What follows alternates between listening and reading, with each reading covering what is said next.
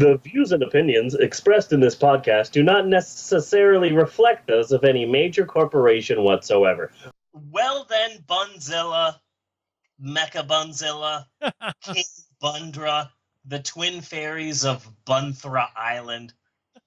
This week on the Pope on Film, we're doing a callback. I have been trying to do a lot of callbacks lately.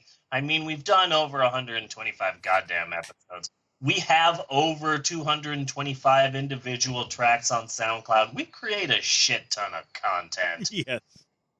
And so I've been trying to consciously call back to previous episodes. So Dueling Lists and Ultraman and Christian Scare films and making fun of Joyce Meyer's hideous face. Keeping us in touch with our roots. Yeah. Keeping it real. We freaking earned it. Yeah. You know? It's our version of a clip show. Yeah. 125 goddamn episodes. So this week is sort of a crazy callback, and let me see if I can do it justice. Okay. Episode 119, posted on SoundCloud round about a month and a half ago. It was Casablanca. Yes. Or Casablanca, depending on how you pronounce it. Yes. You can pronounce a bunch of things a bunch of different ways. Like you say tomato, and I say, fuck no, I hate tomatoes. So you can say things just a bunch of different ways. There's not just one way to pronounce things. Do you hate tomatoes? I hate tomatoes. Jeannie hates tomatoes. Ketchup. I love ketchup. I just hate tomatoes. I hate like the texture of it. I hate having this thing in my hand and then I bite into it and it's like all slimy and stuff. Like I'm not sure why. Yeah. Well, I would blame George Carlin is who I would blame for that. Really? Oh yeah, he did a whole stand-up routine about tomatoes. Yeah, I probably saw it for all I know. But yeah. So it was our very first, Casablanca was our very first and hopefully not last Hate Watch episode. Meaning we got a classic, beloved movie and we fucking ripped it apart. We got to do Citizen Kane. Oh, yeah. And it really worked out, too, because I apparently, honest and for true, fucking hate Casablanca. I just fucking hate it. It's boring, and it's back during that period in time in American cinematic history where there was more talking and less action, plus the star is a hideous fucking uggo. So, anywho, that was Casablanca. Speaking of pronouncing things wrong, I don't say KFC anymore. It's Kufcha. Kufcha. Mm-hmm. Yeah, which is how it's pronounced. I refuse to pronounce each letter individually. Mm-hmm. It's still Kentucky Fried Chicken to me, but if you think you're cool and you're going to start calling yourself KFC, then yeah, it's Kufcha. Yeah. So, and also Chick-fil-A is Chick-fil. It's Chick-fil-A. It's Chick-fil-A. Chick-fil-A always used to give me problems, and I used to say something like Chick-fil-A. Yeah, Chick-fil-A. Because that's what it looks like. Yeah. I shouldn't have to break down a fast food chain's code. Yeah.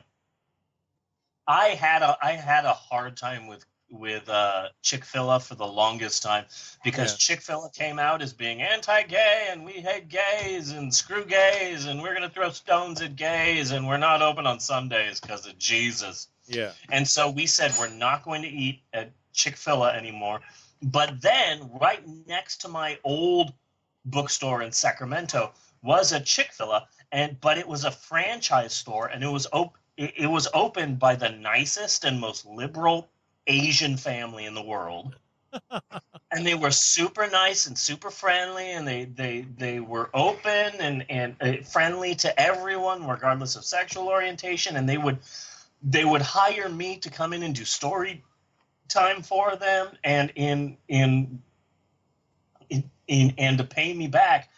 We would oftentimes get our food absolutely for free. So we'd come into the Chick-fil-A and it's like, okay, still, this company as a whole hates gays. But god damn it, this one Chick-fil-A is really nice and I really like their chicken nuggets. Yes. So we would constantly wrestle with that. Like, okay, we hate Chick-fil-A in general, but this one Chick-fil-A is good.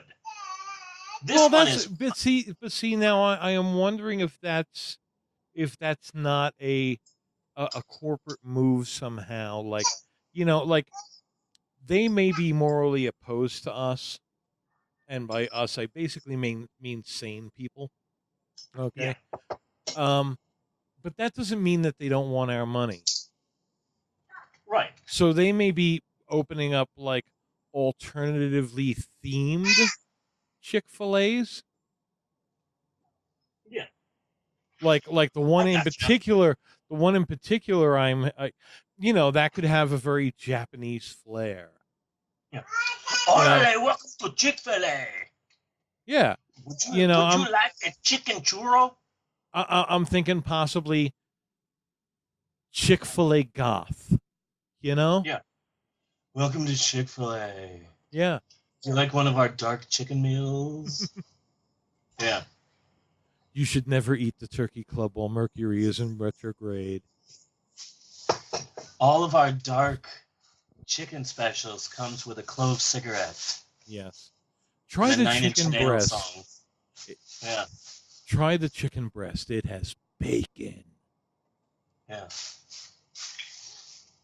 All of our ice were originally tears of Morrissey. Yeah. All of our ice is made out of Morrissey tears. Anywho, So this may all be a plot to get our money anyway, is what I'm saying. that is genius. Keep your eyes open. Yeah. That is ingenious. That's a good idea. Like corporate wise, that's a good move. I'm sort of thinking, and this is what I'm thinking about like right now. So it's going to be a mess. But Yeah. some of the movies, I'm thinking of another host character.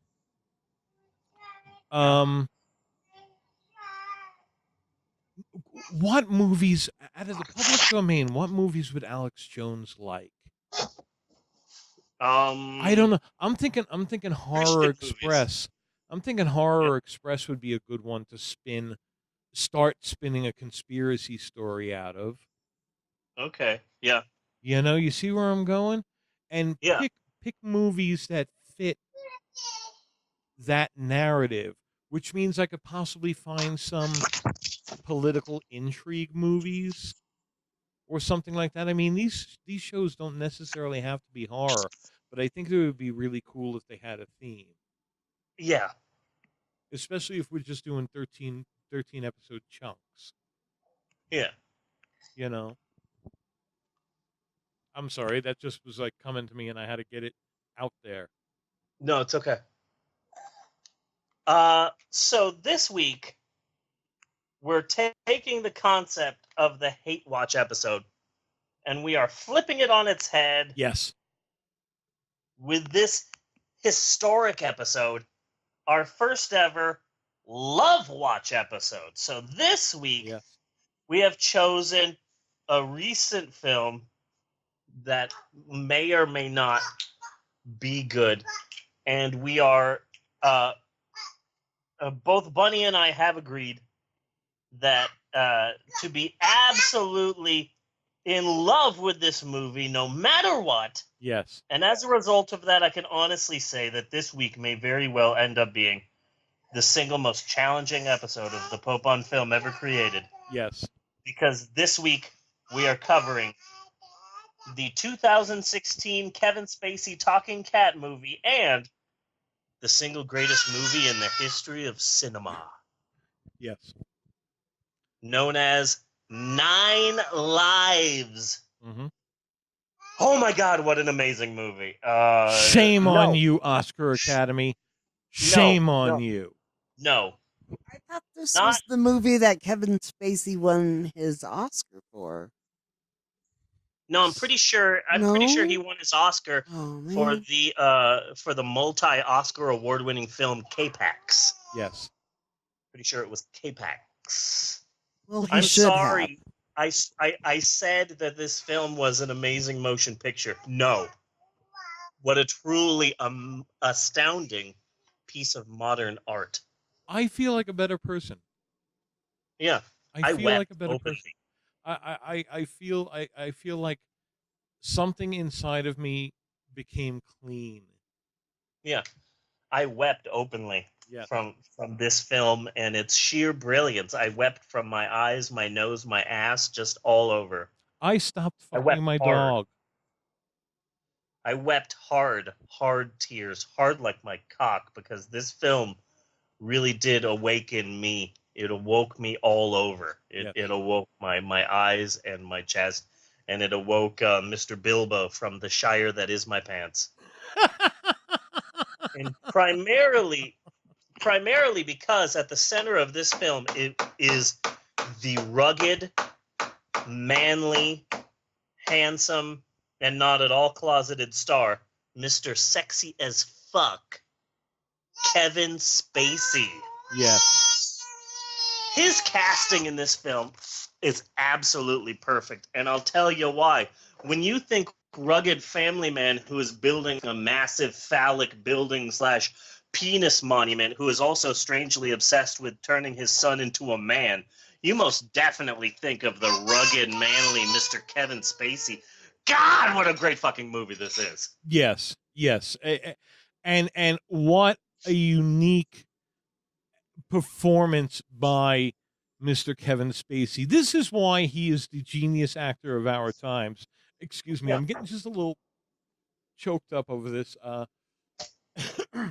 Little verklempt. How he managed to make this character his own while still paying homage to Garfield, which came before it.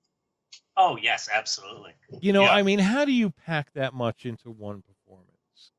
Well, I don't even think I need to go over the stats of this film, because this film is already such a huge hit that pretty much everybody already knows the story of Nine Lives, but I'll go over it anyway.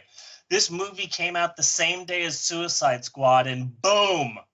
Nine Lives will no doubt be remembered forever, while Suicide Squad will quickly be forgotten, because why love a sparkly supervillain movie when you can see an Oscar winner become a fucking cat, okay? Yes. He becomes a fucking cat. Because that's some Harry Potter shit right there. Yeah. That is some fucking Harry Potter shit. Yeah. Time will tell. Nine Lives Forever, Suicide Squad never, hashtag never forget. Yes. Hashtag never forget. The one great thing about this movie, is that you might think right now that you don't want to see Christopher Walken in a bow tie repeatedly say, "I'm a cat whisperer." But let me tell you, you do want to see Christopher Walken in a bow tie repeatedly say, "I'm a cat whisperer." You really do. You really do. You really do. But back to Kevin Spacey. Yes. Here's the Kevin Spacey story. It's story time, kids. He was a character actor, kind of lounging around the B-list, maybe the C-list. Then he scored an Oscar for his starring role in American Beauty. And that Oscar proved to Hollywood that Kevin Spacey can absolutely carry a motion picture all by himself. Yes. And carry he did. His starring roles were all box office gold. Who could forget his unforgettable movies? Pay It Forward. Everyone saw that. K-Pax, legendary film. Yes. The Life of David Gale. Oh my God, I saw that like 5 times in the theater. It was so amazing how David Gale did David Galean things. In David Gale-like way. But and his still, life, you know? not as David Gale, as Kevin Spacey David Gale. Yeah. You know, I mean, that is acting when you are doing a biopic on somebody and that somebody has to watch that biopic and be like, you know what? He's better than me. Yeah. You know? Yeah, exactly. Oh, and of course, who can forget his starring role in Casino Jack? No one can. Yeah. No one can. All of his films broke box office records. Yes. I mean, seriously, who in America is not still haunted by his 2011 film Margin Call? Mm-hmm. I saw that. We all saw that. I saw it in theaters 14 times. And we can't forget his Superman. Oh, of course. No. This is our second Kevin Spacey film. So like not just what Kevin Spacey can do as an actor in himself, how Kevin Spacey through his performance and being such a giving actor, okay? That's not mentioned enough about Kevin Spacey, how giving he is of an actor, that any scene he's in, the other actors are automatically elevated because of that, and that's why nobody could stop talking about Brandon Routh these days. Oh, yeah. You know, Absolutely. all the posters. Everybody's got Brandon Routh fever. Yeah, the bumper stickers, the posters, the little plastic Brandon Rouths for dashboards. Oh, yeah. Yeah. I've got one of the Brandon Rouths that has suction cups that sticks on your window like Garfield. Yes. Yeah, I got one of those. Yeah. Mm-hmm. So then Kevin Spacey signed on to star in the Netflix original show House of Cards, not because he was desperate for work, because as I said before, all of his movies are box office gold, right? Yes. So why did he agree to be in a talking cat movie for kids financed by an obscure French company that was responsible for the Jimmy Fallon Queen Latifah film Taxi? Because Kevin Spacey loves kids is why. Yeah. He loves kids. He loves young kids, young boys and girls. He loves children is what I'm saying. Yeah. Always around Kevin the kids. Mm-hmm. Yeah. Always around the kids. That's how big his heart is. Yeah. So And I guess sometimes when he's around kids, it grows 10 times as large that day. Mm-hmm. Yeah. But this film was financed by an obscure French company. So technically this is a French movie. Ah, okay. And it was directed by what's his name? The Men in Black guy. Men in Black guy. Yeah, he did Men in Black. And oh yeah, I don't recall. Yeah. But I guess the question here, the real question at hand is why was this film the #1 highest box office smash in the history of numbers? I believe that it has to do in part where as heartwarming and as tender of a story that they are telling, and it is a heartwarming, tender story, that it did have an edge that was kind of horrific right under the surface. Yeah. You know? Yeah. And it's that edge. It's like Forrest Gump, you know? Okay? Yeah. Like Forrest Gump, he's just this good character, this sweet character, and then you have Jenny to provide that dark edge to it. Yeah. And the choice of the CGI cat provides that dark edge for this movie and makes a powerful statement. One great thing I will say about this movie, and I'm speaking honestly and directly and from the heart. I am honestly, literally saying this. This isn't me buttering things up. I honestly mean this. There should be more big budget movies where beloved household pets fall off of tall buildings to their death. Yes. That should happen more. How bold was that? Yeah. You know, I really feel that I might even go and say groundbreaking. Yeah, it's an amazing film. But I think one of the main reasons for this film's unparalleled success comes from the fact that this film features America's biggest, most rugged and handsome sex symbol, Mr. Kevin Spacey. Yes. They got him, and they made him a rich, self-centered New York real estate mogul and billionaire. And let me tell you, in 2016, those were really popular. Yes. In America. In Mhm. America, the most popular thing to me in 2016 was a rich, self-centered New York real estate mogul and billionaire who hated his kids.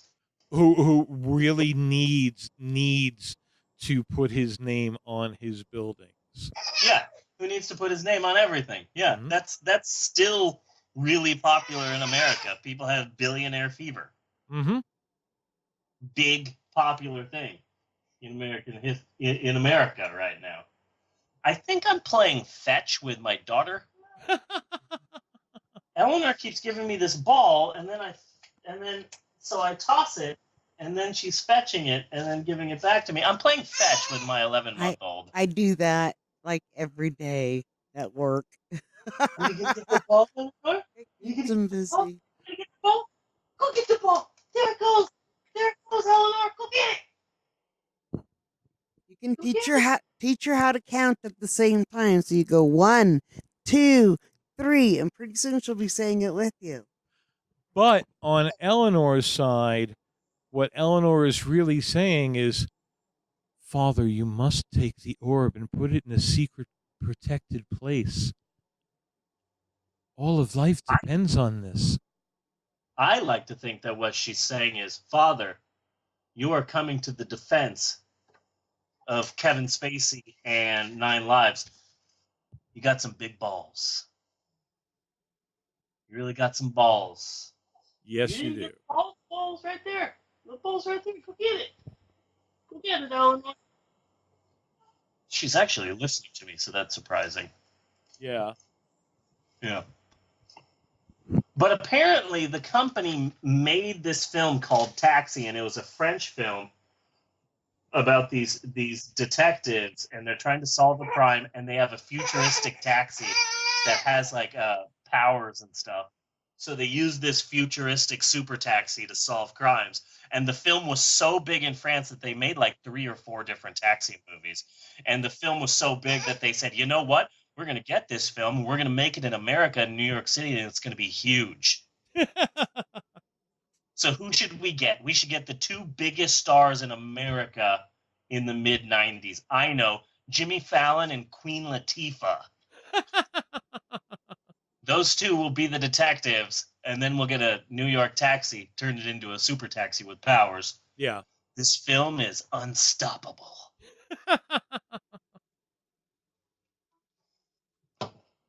Yeah, they also, I think if I remember correctly, the most successful film that this French movie company did was The Transporter and The Transporter 2. Ah, okay. Yeah, I haven't watched those movies. neither have I. But well, there was no talking cat. Yeah, those were the biggest films that they did until 9 Lives came along. Yes. Because 9 Lives was huge.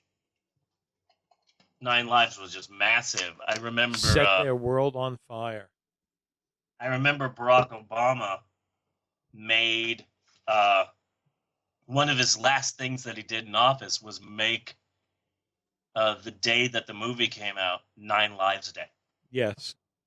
That was I remember talking about that, and it would have gone through the Supreme Court had there been a full 9 judges. Yeah. So. In fact, one of the first things that Donald Trump did was rescind 9 Lives Day. He turned it into Suicide Squad Day. Mm-hmm. That's why everybody hates Donald Trump. Yes. Because how dare you take this day away from everyone's favorite talking cat? Mm-hmm. And that's how bad that movie was. Yeah. That's how bad that movie was. Mm-hmm. So we need to talk about the plot, which I think might be the most detailed. Oh, Eleanor's excited. She found the ball. You found the ball! Good job, baby. I'll give you a dog bone. Or I would if we had one. You gonna get the ball? You gonna get the ball? You gonna get the ball? I'm gonna throw it. There you go. Go get it. Go get it. You can do it, Eleanor. I have faith in you. So we need to talk about the plot of Nine Lives. I'm pretty sure that I have the most detailed plot synopsis of this film that's ever been written. Oh, okay, Screw you, good. Wikipedia. Wikipedia can suck it. I'm pretty sure that I beat Wikipedia on this one. So we need to talk about the plot of the film. Also, I have 2 ideas for a movie next week.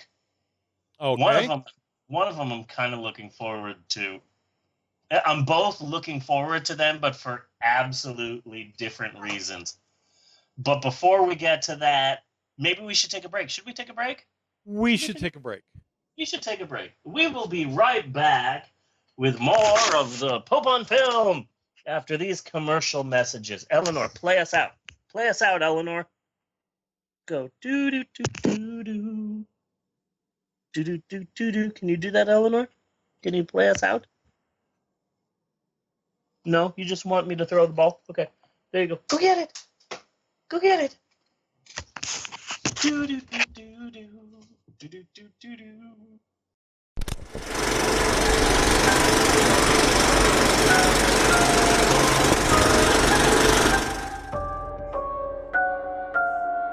Where's my puppet? Where's my puppet?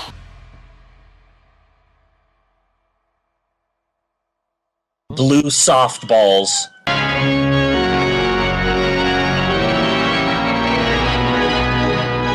What lovely music for a murder, or 2, or 3, or 9. Who's this? Ladies and gentlemen, I want you to meet a dear friend. 9 killed you. 9 shall die. Your wife, no, Fives. But you I will kill. But you can't, Doctor. I am already dead. Here, how are we going to get him off this? You take his head, and I'll take his feet. Let's unscrew him.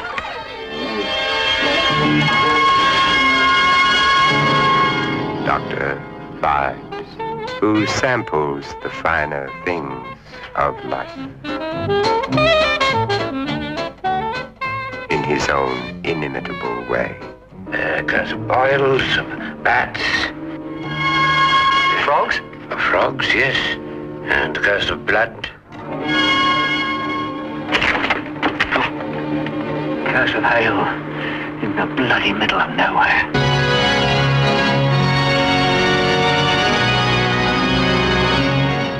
Are you ready for Dr. Fives? And we're back with more of the Pope on Film. So, hi, Eleanor. How you doing? You doing good? What do you got there? You've got a brush with actual bristles, and those drive me insane. So, hopefully, she won't touch me with that or make any noise with it, because literally, those drive me fucking insane. Actual bristles on an actual comb, they just drive me nuts. I'm not sure why, but that's like my nails on a chalkboard. Did you mention the movie or did we get sidetracked? What do you mean? Next week's movie you were about to, but I don't know if you... No, I mentioned that I have 2 ideas for next week, and I am excited about both ideas for absolutely different reasons. Okay. One of the ideas is because Have we started the show yet? I'm getting all kinds of confused now. Yes, I did and we're back Okay. with more of the Pope on Dome. I have 2 ideas for next week, and one of them I'm excited about because it might be a really good movie, and the other one I'm excited about because it's horrible. Okay. It's really bad, and I am excited to take it apart. But let's talk about the plot of this week's amazing, wonderful, incredible, heart-pounding, pulse-pounding, cock-pounding film. The 2016 Kevin Spacey talking cat film, 9 Lives. Yes. The film starts with a logo of dolphins swimming in space, and then an angel appeared, revealing the company name Europa Corporation. In Mm-hmm. case you need any more proof that this company is French. Mm-hmm. The film starts with the Frenchiest opening ever. The only way it could be more French is if a naked Gerard Depardieu was smoking and eating cheese. Yes. Or if this logo became prime minister. Yeah. Mm-hmm. So the film starts with YouTube videos of cats while Kevin Spacey is narrating and talking shit about cats. Yes. So already a bold choice by the director, because the only people who would go to see this film are cat lovers, and the opening of the film is shitting on cats. Bold choice. But it also added that element of reality. Yeah. You know, Yeah. because come on, who doesn't like a good cat video? And who hasn't watched cat videos on YouTube? Yeah. So everybody has watched cat videos on YouTube and everybody loves them, but the movie starts with Kevin Spacey, your hero, saying, cat videos are stupid and you're a stupid person for watching these stupid videos. The director is challenging the audience. But it's still yes, because yes, it is calling you stupid, and yes, it is boldly calling you out on your own stupidity. But at the same time, it's reaching out to you. Okay, Yeah. it's acknowledging you. Yeah. It's saying, here, it is my hand. Take it. We are going on a journey together. And then quickly pulling that hand back and laughing. Yeah. That's Mhm. essential. That is exactly how Michael Jackson used to lure children. Yes. He would pull out his glove and say, take my hand. We are going on an adventure. Mhm. And then the kids would grab the hand and he'd say, psych, I ain't taking you anywhere. I ain't taking you fucking anywhere. And the kids would cry and Michael Jackson would laugh and say, we've just started our adventure. Mhm. Come with me now. Mhm. So Not that not that Michael Jackson is anywhere near as talented as the talent displayed in this movie. Oh yeah, in no way. No. In no way. This blows Michael Jackson away. Michael Jackson is just getting blown Yes. out of the water by the amazing talent in this week's film. Mm-hmm. So when the opening is done, billionaire Kevin Spacey is skydiving, which means right off the bat, okay, he's a Richard Branson and not a Donald Trump. Yes.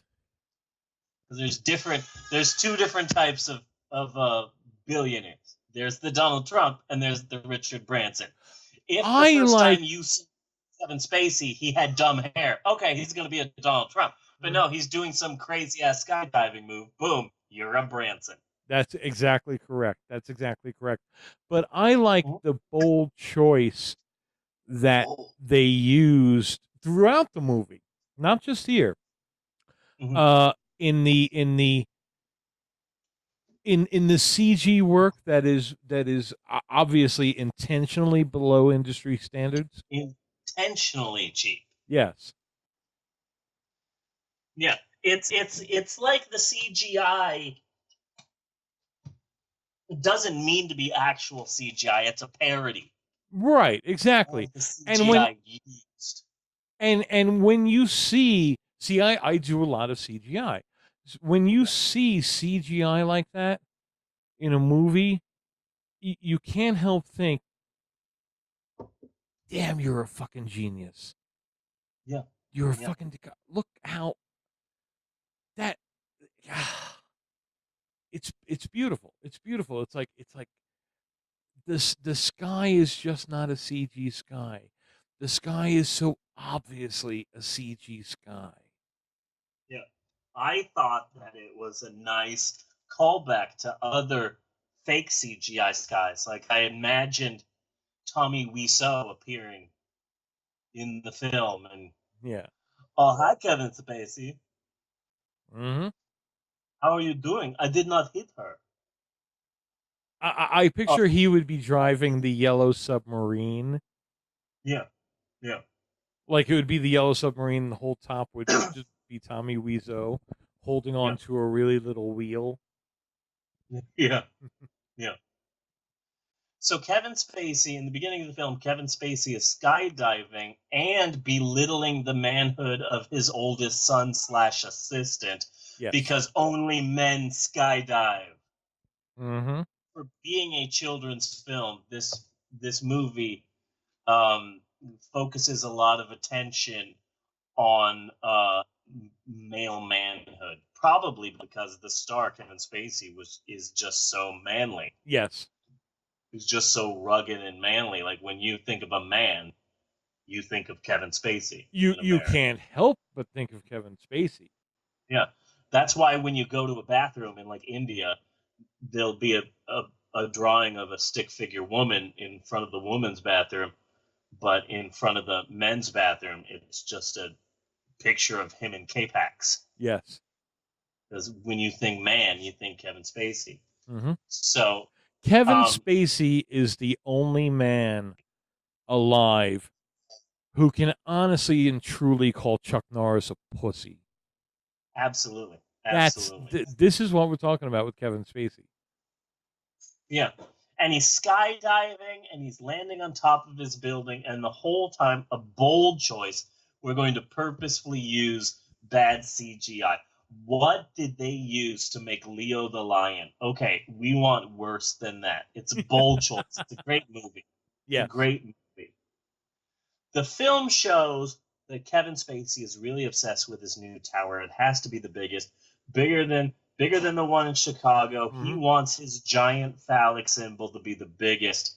And it's nice for once to see Kevin Spacey obsessed with dick size, because when you think Kevin Spacey, yeah, you automatically think, oh, well, this man is definitely has a huge cock. Yes. That's what you think. And so it's nice to have a film just come out and say it. Hey, I'm Kevin Spacey. I have a huge penis. Mm-hmm. It's bigger than the penis in Chicago. I like to picture him laying back while rose petals drop on him. Absolutely. That's perfect. That's Mm-hmm. perfect. I was thinking more along the lines of like a Burt Reynolds Playgirl spread. Just kind of just laid back and letting everyone see his lack of chest hair. Mm-hmm. So the family dynamic in the film is a bit odd. He's married to his much, much, much, much younger wife, Jennifer Garner, who definitely married Kevin Spacey on the rebound from Batfleck. Yes. And they have a younger daughter who loves Kevin Spacey despite his being an ass. And it's her birthday and she wants a cat, but Kevin Spacey hates cats. Yeah. Kevin Spacey also has an ex-wife who is the mom from the recently canceled Fox show Son of Zorn, which I think was okay. Okay. I saw every episode. A number of them I saw twice, and it was okay. It probably didn't deserve to be canceled. If anything, it was good because Tim Meadows is in it, and I'm just rooting for that guy. The name is familiar. The name is familiar, but I'm picturing Animal House, and I think that's not right. No, he was the black guy in SNL through like all of the 80s. He was the only black guy who wasn't Tracy Morgan. Okay. Skinnier, funnier. He did the Ladies' Man. I would have to see him again, but I think I know who you were talking about. Yeah. He's amazing. Anyway, the black guys from SNL have not fared well. No. Anyways, Kevin Spacey's daughter wants a cat. Kevin Spacey is late for his own daughter's party. Rushing to get the cat, he drops his phone. He dings his phone, which automatically sends him to a secret mystical pet shop owned by Christopher Walken, because of course it is. Yes. That's exactly how nowadays you get to a mystical shop. You just beat up your iPhone a little bit and then boom, rerouting. That's how you do it. Mm-hmm. Right there. Life hack. That's a life hack right there. So Christopher Walken, he runs a secret mystical pet shop. He Harry Potters his cats. Yes. You don't pick the cat picks you. Mm-hmm.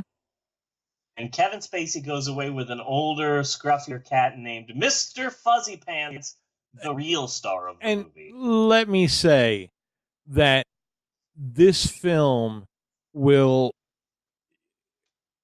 just carve this Kevin Walken performance in his filmography forever. Yeah. When you think of Christopher Walken, you will always think of this pet shop owner.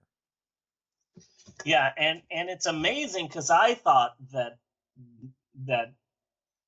for the rest of my life, when I thought Christopher Walken, I would automatically think of his Oscar award-winning role as the bad guy real estate developer from Disney's The Country Bears. Yes. I thought no part he ever does will take away this career-defining role as the bad guy in the Country Bears movie. And then I saw 9 Lives. Yes. And And that really, just blew the Country Bears away. what kind of genius do you have to be of a filmmaker to have the lightning behind Christopher Walken and not have that look contrived or cheap or cliched and just completely masterful?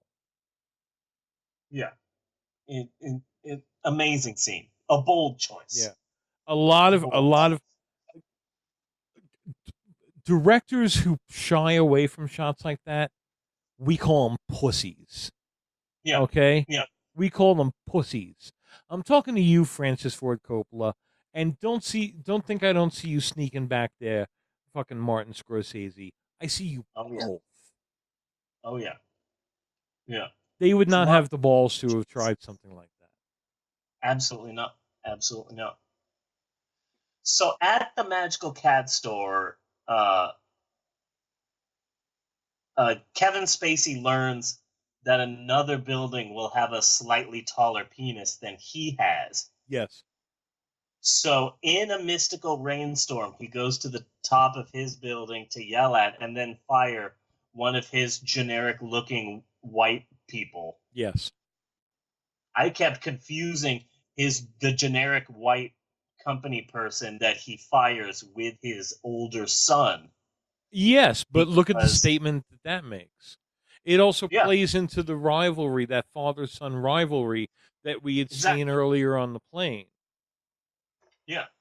So they're both actually representations of his son. Yeah. You know, it's just the difference between his son as we the viewer see him and how the Kevin Spacey character sees his son in his own mind.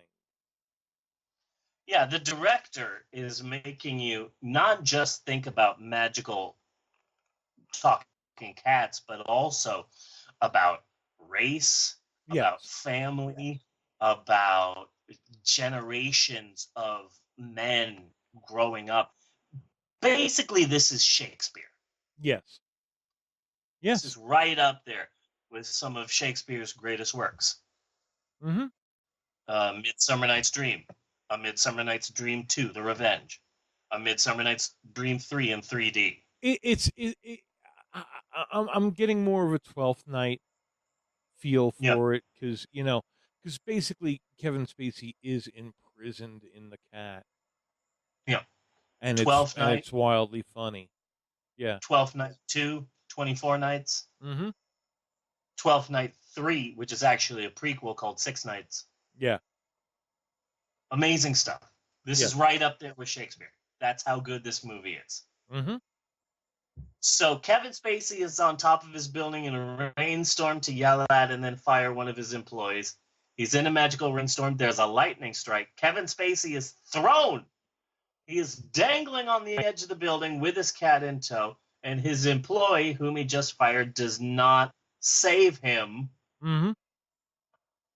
You can't blame him. Kevin Spacey is acting like an ass, but God, if I was that young man who was fired and I'm on top of the building And even though I know that the script calls for me to not save Kevin Spacey, Yes, there's no way I wouldn't save him because he's such a national treasure. I particularly like how any of these scenes where they are going up or down the elevator, which they did a bit often.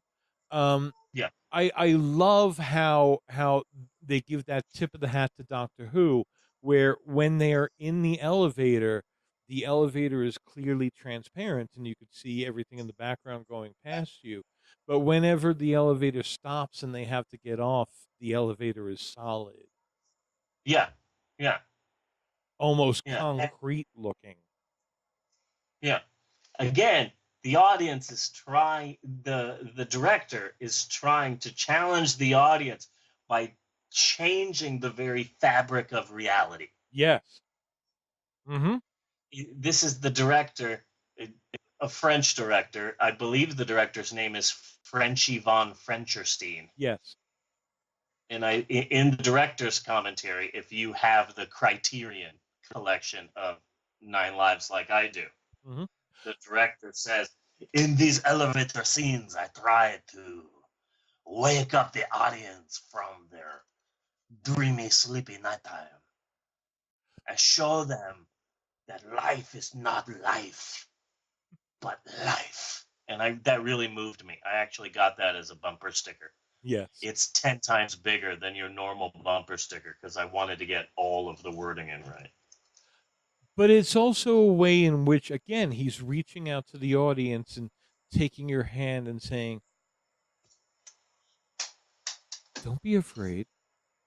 Come with me. Things, I've got you. Things are different here. Yeah. Feel my breath on your neck. Just let me cup your balls. don't touch Kevin Spacey. Yeah. Yeah. Don't make eye contact with him. Mm-hmm. Mm-hmm. So Kevin Spacey Don't and visit the cat, him at his trailer. Oh yeah. Definitely. Definitely. Don't touch the brown M&Ms. Yeah. Mm-hmm. So Kevin Spacey and the cat fall a number of floors until they crash into one of the floors. Kevin Spacey blacks out. He wakes up and boom! Kevin Spacey is in the body of Mr. Fuzzy Pants. While his body is in a coma, suddenly this film takes a huge sci-fi turn. Yes. Are all cats humans that were the victim of horrible accidents? Follow-up question, is Mr. Fuzzy Pants in Kevin Smith's comatose body? Are all coma victims cats? Yes. Yes. And then And cats... did Mr. Fuzzy Pants always know that this would one day be his destiny? Like do cats know that they serve this purpose, that they are basically human coma victims? Yeah.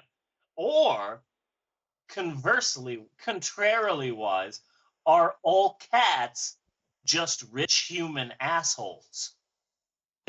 Because that would make sense, because cats do act like rich human assholes. You may have a point there as well. That's a very, very valid argument. Cats act like assholes because all cats are like millionaires who had an accident. Yes. So that's why the cat treats you like shit, because the cat used to vacation in Ibiza, and now the cat shits in a box. Mm-hmm. I am a cat owner, so I am fully tuned in to what you're saying. Cats are the only animals that you just really turn around to and just be like, you know what? Fuck you. Yeah. No, I just fucking let you out. You'll come in when I am goddamn good and ready to let you in. That's a cat. Yeah. The film doesn't answer any of these questions, but the film is questioning you, the audience. And again, a bold move by the director. Yes, challenging you and making you look inside at your core. Yeah. So at the hospital, Christopher Walken shows up to explain things to Kevin Spacey / Mr. Fuzzy Pants. Kevin Spacey's body will expire in a few days, so Kevin Spacey has to fix things or he will be stuck in Mr. Fuzzy Pants forever. Yes. So Kevin Space Cat tries to go write a message and comedy ensues. Then the cat gets drunk and comedy ensues. Again, it's a bold choice by the director to make 60% of all the cat's scenes horribly bad CGI. It shows the director's gift for eschewing standards. He's challenging the audience. Well, what I found in my viewing of it is that he really nailed the uncanny valley feel of the cat in this movie. Yeah. You know, because it looked so much like a cat, So much like a cat. but not, which is not a what cat. gave the movie its edge, because Yeah. the cat just could not help look creepy. Yeah. And that was an interesting choice in a story like this. Absolutely. You know, this cat had the ability to perform movements that, in a lot of ways, reflect the movements in The Exorcist. And again, Oh, for yeah. a family Absolutely. movie, that is a bold Jenny from Forrest Gump choice. Absolutely. Mm-hmm. So, anywho, Kevin Spacey's assistant / son is trying to get to the bottom of whatever happened on top of the building that night, and a large portion of the movie focuses on corporate intrigue as the guy who put Kevin Spacey in a coma is wrestling for control of the company with the son that Kevin Spacey treated like crap. Again, a bold move again on the director's part, challenging people's idea of what is film by making this kids' movie all about corporate drama. Yes. Really getting kids and saying, welcome to the real world. We skipped another important homage, by the way. I Yes. mean, that was clearly, I know it must have just slipped your mind, but because that was obviously an homage to Tormented. Oh, absolutely. You know, he didn't push Kevin Spacey off of the roof. He just didn't help him. Yeah, exactly. Mm-hmm. It's Tormented. It's absolutely Tormented. Yeah. So, ex-Batfleck hires Christopher Walken to cat whisper Mr. Fuzzy Pants, who explains to him that he has to realize why he fucked everything up and shit. So he starts acting a bit better. There's a scene where Kevin Spacey's daughter is bathing Mr. Fuzzy Pants. She's bathing her dad. Yes. Again, a bold choice for a kid's movie. Yes. This isn't Sesame Street presents Follow That Bird. You're not going to be getting standard kiddie fare in this film. This is a film that will challenge you. And really, what the director was obviously trying to say there, I don't think we should actually fully discuss on the show. We should let the viewers experience that for themselves and come up with their own. What is it saying to them that she is bathing her own dad, who is a cat named Mr. Furry Pants? Yeah. That's up to the audience to decide for themselves. Yes. Yeah. So there's a bunch of things that happen here in the middle of the film. Ex-Batfleck is secretly seeing someone. Mm-hmm. That's a subplot. The guy who didn't save Kevin Spacey is trying to sell the company, etc. A bunch of subplots. Again, a bold move to fill a children's movie with non-kiddie subplots.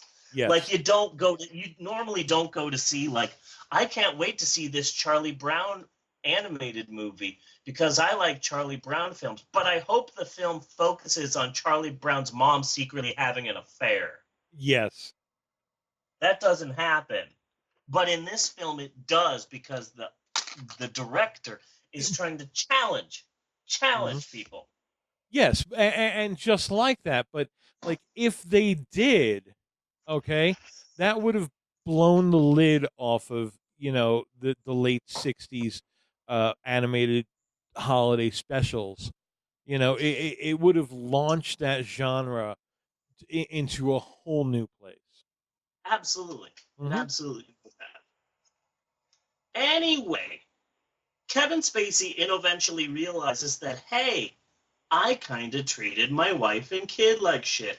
So as a cat, he tries to help his family.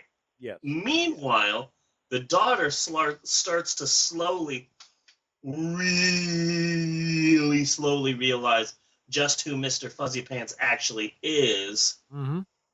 Slowly but surely starting to read websites about cat mysticism, which I'm sure are an actual thing. Yes. Meanwhile, the bad guy, Kevin Spacey killer, comes to try and get ex-Batfleck mom to pull the plug on Kevin Spacey. And that made me cry, because who in their right mind would try and rid the world of a genius like Kevin Spacey? But with the daughter, okay, what he's trying to get out here, this it's kind of a sly way of doing backstory, okay, because this shows how neglected this child was by her father. That she starts thinking that the cat is her father, which means that they have missed all of the warning signs to get her into any kind of therapy before this. Exactly. Mm-hmm. Exactly. Again, a bold choice. So it's neglect. Again, it's screaming that Kevin Spacey was not a good father and is better as a cat. Yeah. I wrote KS on my notes, and I keep wanting to say Kevin Smith. Sorry, boot that. So the bad guy shows up to try and get Batfleck to pull the plug on Kevin Spacey. Mr. Fuzzy Pants attacks him. He's put in a cage. Then the daughter leaves for school, but secretly sneaks the cat out. Yeah. So then there's more corporate intrigue. And you know what? I understand that, because I did spend a semester teaching young French children how to sing the alphabet in Pig Latin. And French kids, French children, love intense boardroom drama about massive media conglomerates, because French kids are just smarter like that. And it helped give it that kind of madman vibe. Yeah. Because you talk to kids, you talk to like a second grade French child, and you say, "Hey kids, do you want to watch SpongeBob?" And then they just finish their cigarette and say, "No, we would like to see some corporate intrigue." And then they just keep drinking their wine. Mm-hmm. That's French children. Yes. So you got to Pretentious realize, little bastards. Yeah. So you got to realize that this is a French film, so French children are just more advanced than dumb American children. Yes. So the daughter goes to see Christopher Walken, and again, how great is it to see Christopher Walken repeatedly say, "I'm a cat whisperer." It's just great. It's just great. Obviously, he had a house payment. Yes, but but the time and effort studying acting just shows it's all worth it with that line. Yeah. Oh, and it's at this point in the film. Did you doubt for a second that he was a cat whisperer? Oh, absolutely not. No. I was so convincing. He was absolutely 100% convincing. He disappeared so much in this movie, he almost sprouted whiskers himself. Oh, yeah. Yeah, if that happened, I wouldn't have been surprised. Mm-hmm. Primarily because it's just Christopher Walken. Yeah. He's just weird. So, I forgot to mention earlier in the film, they show a video of a dance that the dad and the daughter share. And so at Christopher Walken's magical, mystical cat store, the dad and the cat share a dance.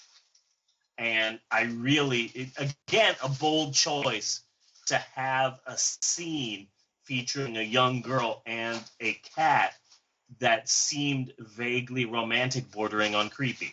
Yes. Again, a bold choice by the director here. Well, again, you know, it's the whole family dynamic that he's building up here with how he treats his son and his shadow son, if you want to call him that, and how he relates to his daughter.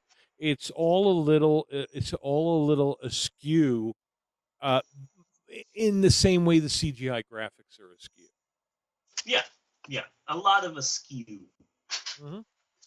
So anyway, we get to the end.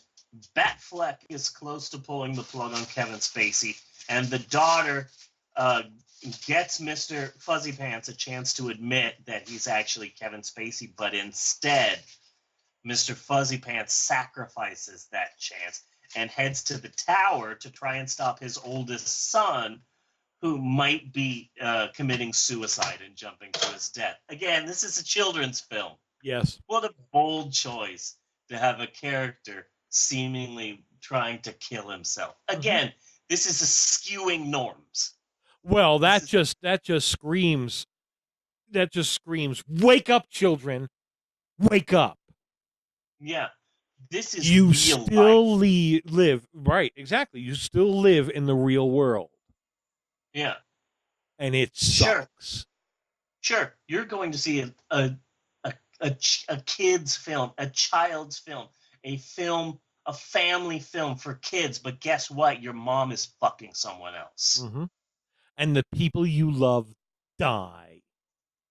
Yeah. And it's probably your fault.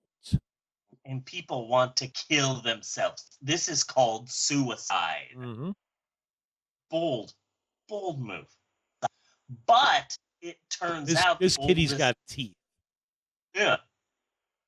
But as it turns out, the oldest son is not killing himself. The oldest son is just skydiving to prove he's a real man with a penis. But Mr. Fuzzy Pants doesn't know that, and so he jumps off of the second tallest building in America to his death. Another bold choice by the director. Having a lovable pet cat commit suicide in a kid's movie, what it does is that it reminds me, it harkens back to the Disney Pixar's now classic animated film, The Incredibles. That film made some bold choices as well. I am the first person ever to compare 9 Lives to a Disney Pixar film. But again, it's a bold move for Disney to finally make an animated feature film where young children are shot at with machine guns. Yes. Disney should make more animated features where kids are shot at with machine guns. And they should also make more kids' movies where beloved household pets jump off of skyscrapers to their grisly deaths. I think what we're saying is, Disney, stop coddling the children. Yeah. Stop talking down to the children. Maybe Pluto should just lay down on the train tracks. I think so. Yeah. Maybe Dora's friend Boots should find out where Daddy's keeping the gun. But Pluto has been demoted, and it's very sad. Pluto, it's been announced, is not a dog anymore. Yeah, very sad. Very sad. Very sad. He's just too small. He can't be a dog. Thanks, Neil deGrasse Tyson. God. So Mr. Fuzzy Pants sacrifices himself. Yeah. That makes Kevin Spacey awaken in his body. Meanwhile, the bad guy, Kevin Spacey Dropper, gets fired. Then he is hit by a car, and then, surprise, he comes back as a cat because all cats are billionaires, which is why cats are assholes. Then, at the end of the film, the daughter and Kevin Spacey visit Christopher Walken's magical pet shop, and they find Mr. Fuzzy Pants, who has 1 life left, and he decides to spend it with Kevin Smith's family. A beautiful, touching end to a beautiful, touching film. This film touched me in so many places. I'm going to have to show you on a doll Yes. where this film touched me because I was moved. I was moved. Yes. I was so moved. I was so moved. Let me tell you how moved I was by this film. We didn't have Eleanor. We decided that we weren't going to have any more kids. And when I saw this week's film, I decided to go back in time Mm-hmm.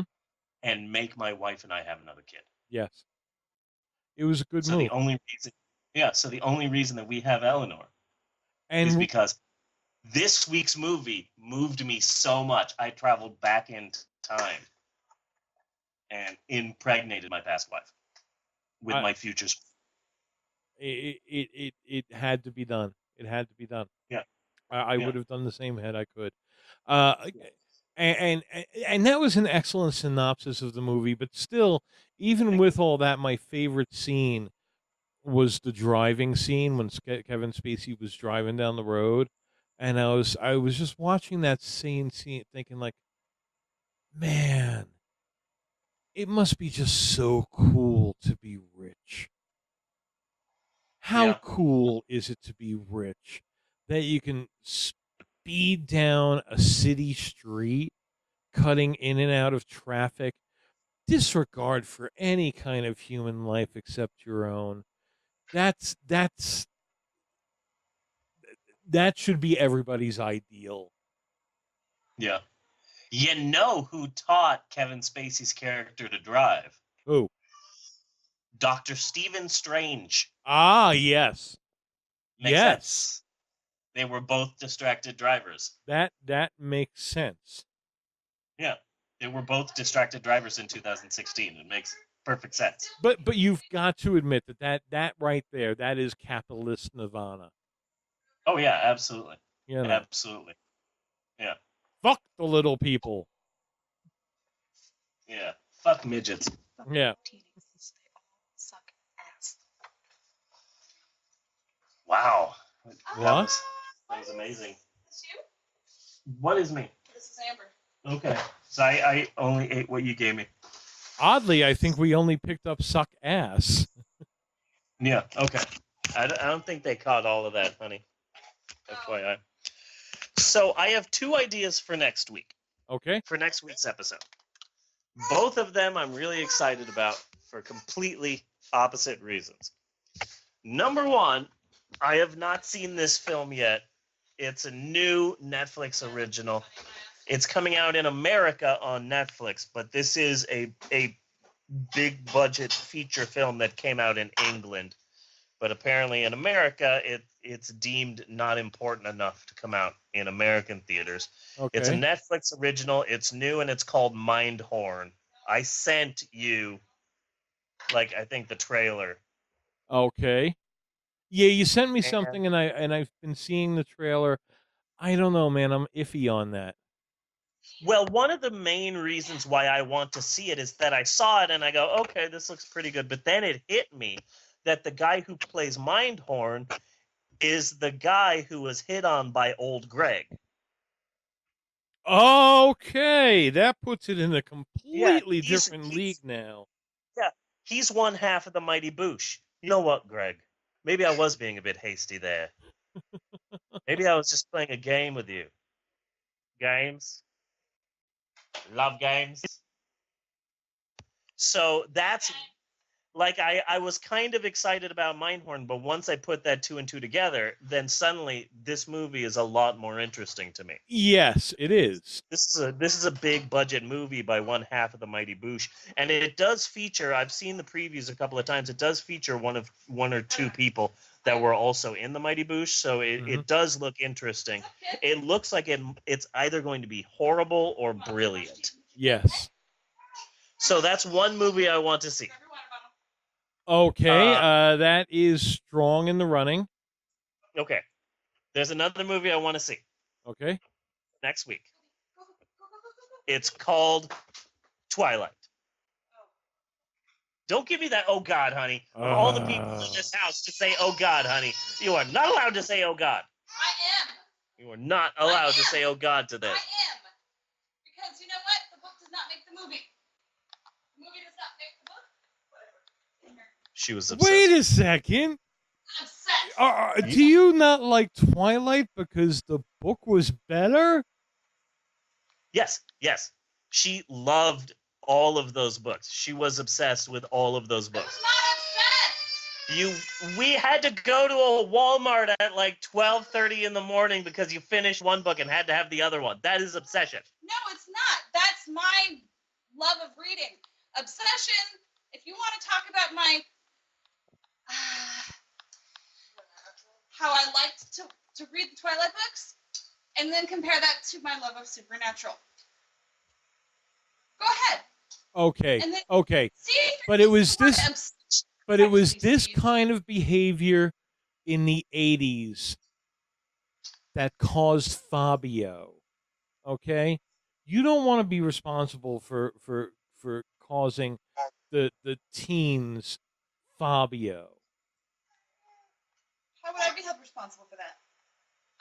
because of Twilight and because of the Twilight How would I books. be held responsible? I didn't write it. I didn't make the fucking movie. I just wrote the books. Okay, she loved Twilight. That might be a little bit of a strong word too. 'Cause- Yeah, in retrospect, but at the time, you loved Twilight. Because what would be the teens version of Fabio? I made fun of Twilight before you ever thought about it. That would be the book cover. Yeah. Also loud. Yeah, this is bringing up a lot. This is all bringing up a lot. So I think that See, might see, be- now that puts Twilight definitely in the running just for that controversy. yeah, that right there. Mhm. I remember I went with her to the midnight showing of Twilight. I saw Twilight the day it came out. That was the last midnight showing of a movie I went to, was Twiligent. Oh, She loved the books so much that she would do things like I remember her digging into my hand because that's not how that house is supposed to look. Hold on. Okay, she's running in here to I'm not defend running. herself. Okay, you're way exaggerating. She's shit. scooting over here to defend herself. No, I'm not defending myself. I'm defending all books when it comes to making fucking movies. Okay, because I had the same fucking argument with Michael. If you make a movie out of a book, the book doesn't fucking change. Don't change the details in the goddamn movie. You want to change the details in a comic book? That's fine. Comic books are shifting constantly. Books do not. I'm sorry, they just don't. You don't take the details from the book and say, you know what? Fuck it. We're gonna change this. That's not how it works, and that always pisses me off. And that's exactly why I haven't seen the movie Memoirs of a Geisha. what? She hasn't seen the movie Memoirs of a Geisha because she loved the books so much that Oh, she okay. doesn't want to ruin it by watching the movie. Because you can't change the details of a book when you make it into a movie. Yeah, you can cut things. You can, try to speed things along because you can't make a 2.5-hour movie from a 500-page book or whatever.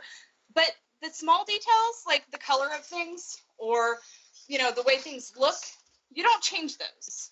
Those don't change in a book. Well, it depends if it's intricate to the story or not. But you can't just make a movie that is just the book. Where are you in this artistic process? For one, and for two, there are a lot of budgetary reasons that come up that make you have to make changes. Okay, now the scene that Steve, not Max, I almost called you Max. The scene that Steve is talking about is specifically the color of a house. Yeah. If you could use Star Wars guy, what's his name? Created Star Wars. guy. George Lucas. George Lucas. If you can use George Lucas's CGI shit to make these vampires sparkly, then you can make the fucking house white. That was the scene that he was talking about. It very prominently, white house. You get to the house in the movie, the house is not white. Little things like that. I'm just saying. Was the house like pure white? Yes, it was white in the book. It was all white. In the movie, it was not. I'm done with you both.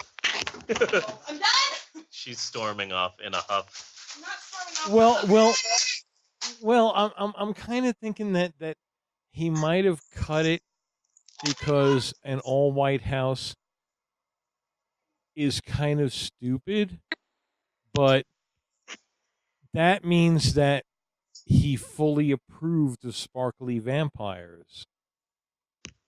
Yeah.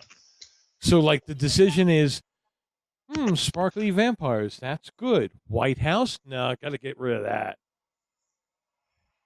If we did see Twiligit, this would be our second Robert Pattinson movie Yes, it would. after the wonderful 9/11 comedy, whatever that was called. What was the 9/11 movie called? I forgot. Remember Me. Remember Me. Remember Natasha was the name of it. I'm think this might have to come down to a coin toss. Okay. There are strong reasons for both choices. I watched all of the Mighty Boosh. I have it all here on my PlayStation, and I've watched all of them a million times, and I love the Mighty Boosh now, and I'm absolutely obsessed with the Mighty Boosh. And Yes. so Mindstorm would be, I would be happy to dive into that film. But also Twilight sucks, so that'll be fun to rip on. Yes. So either one would be fine. Um, Honestly, I'm leaning more towards Twilight. That's one of the riff tracks that I could watch over and over again. Like a lot of the riff tracks, I just don't have the patience for. Like, I'm not going to sit down and watch this riff tracks. But goddamn, their Twilight is good. I Yeah. could watch that a million times. Is that on Amazon? Amazon has a lot of riff tracks. Amazon does have a lot of riff tracks, I learned, but I don't know if Twilight's on there. I have a copy of it, but I don't know if they have it. Yeah. Well, I think the regular version is on Netflix, Yeah. so I It could is. forego the riff tracks version. Yeah. Flip something. Let us put ourselves in the hands of fate. Okay. Let me see here. Flip one of your children. Flip one of my children. Well, Maxwell's asleep, and Eleanor is still playing fetch. So we are going to flip this nickel. Hold on a second. Who is this on the nickel? Is this Robert Pattinson. It's Robert Pattinson. Thank you, honey. Robert Pattinson is on the nickel. Didn't know that. So, okay. Heads, Mindstorm, and Tails, Twiligit Yes. is what we're doing here. Okay. All right, so I'm flipping it. I have no idea where it landed. I flipped it way too hard. And it is Tails. It is Tails, so it is Twilight. Okay. So we are doing Twilight. Next week we're doing Twilight. I'm so excited. I'm way too Okay. excited for this. I should not be this excited. I'm But looking. we're doing Twilight. I'm looking forward to the controversy. Yeah. Lives may be lost with this episode. Yeah, Natasha got upset. Tears may flow. I didn't get upset. Blood may be drawn. Temporary. Your temporary fandom. How about that? You won't even admit to being a fan of Twilight? That is shocking to me. Because I feel like if I say I was in the fandom, I had to like the movies. Yeah, You know? I can see that. Like, I enjoyed the books. I realized they weren't the best. And I'm like, yeah, okay, I read the books. I liked them at the time. They weren't the best. But then you get to the movies, and I was so disappointed. Yeah. The books had potential. The movies had potential. I've only seen Twilight. I never saw any of the other movies. I don't know how I managed to do that, but I never saw any of the other movies. I couldn't get out of it with Lauren. Yeah. Even after I know. was like, Lauren was like, no, you got to see it with me. You took Emerald to see one of them. Did I? Yeah. Really? Yeah. Emerald saw one of them with you guys. So, I just feel like if I say, yeah, I was totally in the Twilight fandom. I understand that. I understand that because I used to consider myself a big Star Wars fan, but somewhere around the 90s, being a Star Wars fan meant you spend a bunch of money on all these fucking toys Yeah. and collectibles, and you read every book that was ever written about it, and I don't know shit about Grand Emperor Shisor or whatever. I just like fucking Star Wars. Mhm. It's like, oh, really? What collectibles do you have? I don't have shit. I just like Star Wars. I can't like these 3 movies without having to buy in on all the other shit, you know? I enjoyed the books. Yeah. Okay. I mean, I only read them once, and I had all of them. I don't have them anymore, and I don't care to get them again. I enjoyed the books, and I enjoyed reading them. They're good vampire books for someone who knows nothing about vampires. Yeah, the whole sparkly thing really threw me, though. It's like if tomorrow I decide to write a book about NASCAR. Yes. And it's all like Shakespearean, and these NASCAR drivers are like fighting each other, and there's ghosts, and people get angry at me, and I'm like, well, what do you expect? I don't know anything about NASCAR. Yeah, That's basically Twilight. Yes. the whole sparkly thing really threw me off. Yeah. And then they do it. It's so terrible. And I'm surprised at how much Sparkly Vampires has stuck with me. The other day, I was doing the Hallmark returns, and dealing with Hallmark cards, my entire body was covered with sparkles. And I'm like, God damn it, I'm a fucking vampire now. That was the first place my mind went when I was covered in sparkles. Oh, no, that's it. Like I said, when Kristen and she was in South Korea, we were watching Twilight, and then we watched Labyrinth, and we were joking about the path in Labyrinth. It's all sparkly, and we were talking about how vampires were killed on that path. Oh, okay. Yes. That's why it was sparkly. Makes So, like, sense. You see something sparkly, you associate with vampires because fucking bullshit. Can vampires masturbate? If they can have sex, I assume so. Okay. Do you think their cum is all sparkly too? Ooh. I imagine their cum would be like kids' toothpaste. You know? Like all full of sparkles and shit. Yeah, maybe blue and stuff. Funny story. I'll tell you about my other friend, Christy. Her husband. She used a sound. Put glitter. I in didn't his know dick, it. Oh, okay. And then made him come, and it did not turn out the way she wanted. But it's possible. You have some weird friends, honey. I do, and I love them all. Yeah. She was the one that wrote the fic that has includes fucking melons.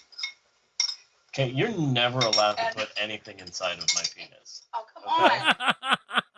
on. Not shoving And in anything turn, in there. this is the same person that made me want to make you peanut butter.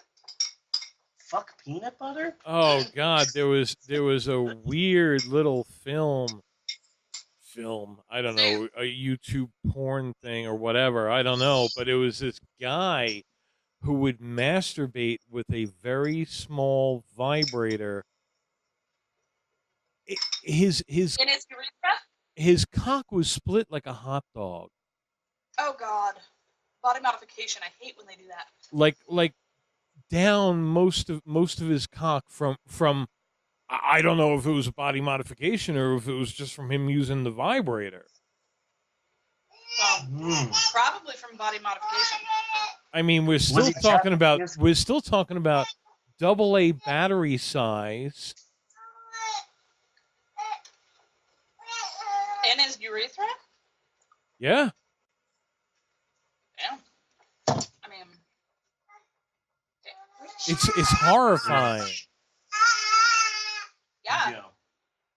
But oh my God, next week we are watching Yes. the Christian scare film Burning Hell and Twilight. I'm so excited. Yes. But before closing out the show, can we admit that Nine Lives really fucking sucked? Oh yeah, that was one of the hardest things for me to do was this Love Watch episode. I decided I found doing the episode like a lot easier than doing the Hate Watch. Yeah. you know, but the movie itself, good God. And yes, the cat totally creeped me out. It reminded me of the cat from Reanimator. Yeah. The problem that I had with the movie, this is just one of those movies that makes me really good at math. Yeah. So I'm going, okay, if the movie is 1 hour and 32 minutes and I've watched 47 minutes, how much time do I have left in this film? Accounting for credits, which is a good 4 or 5 minutes off of whatever number I get. So, Yeah. okay, how much is left? All right. So what act are we in? Gotcha. Okay. So, no, I would watch like 20 minutes at a time and then pause it, go for a walk, Mm-hmm. stretch out a little bit. Yeah, no, this was a hard film. This was a hard film to watch. And She it was must have very really- check the boxes. Yeah, yeah. She must have really hated Batfleck. Because she's like, let's see. I could stay with this man or I could make this horrible movie. Sorry, Batfleck. I have to wrestle with a CGI cat now. Yes. I'm busy. Yeah. Like to think she made this film out of spite. And our Roku channel pick of the week. Remember, if last week it was All the Kind Strangers? Yes. This week I'm really thinking I got to go with I put up. See, now I'm putting up movies just to put up movies. I'm going through everything on archive.org, all 22,000, Yeah. and just picking out shit I like. So I've got to recommend Creation of the Humanoids. Nice. Yes. Yes. Yes. Yes. Creation of the Humanoids. I love this movie so much, and I I know you do. it's so, and we'll fully admit the movie sucks. Yeah. No, you will. But it You is so much a better movie in my head Yeah. No, I've been there. than is actually on film. So you can go to, it's a private channel, so you can go to Roku and you would be able to add our channel as a private channel. You would need code P65MHZT. I'm pretty sure that code just made Bucky start killing people. Yes, it probably did. Yes. Yeah. And if you got a show, if you've seen a show, let us know. Yeah. I think, all things considered, our first ever Love Watch episode has been a really good episode. I had a fuckload of fun with that. I really did. Yeah. No, this was a good episode. This was This a good episode. was a good episode. Yeah. So until next week, I am Bunny Williams. And I am Reverend Steve, and for Maxwell and Eleanor, and for huge, massive Twilight fan Natasha, Yes. I really thought she wouldn't hear me say that because she was on the other side of the house, but she did. She has amazing hearing, whereas Yes. mine sucks. Whereas casual liker of the Twilight books, Natasha. I am Reverend Steve saying thanks for listening. My brother's a dick, and we will see you next week, you godless heathens. Do do do do do do do do do do do do do do do do do do diddy da da do. Cut and print.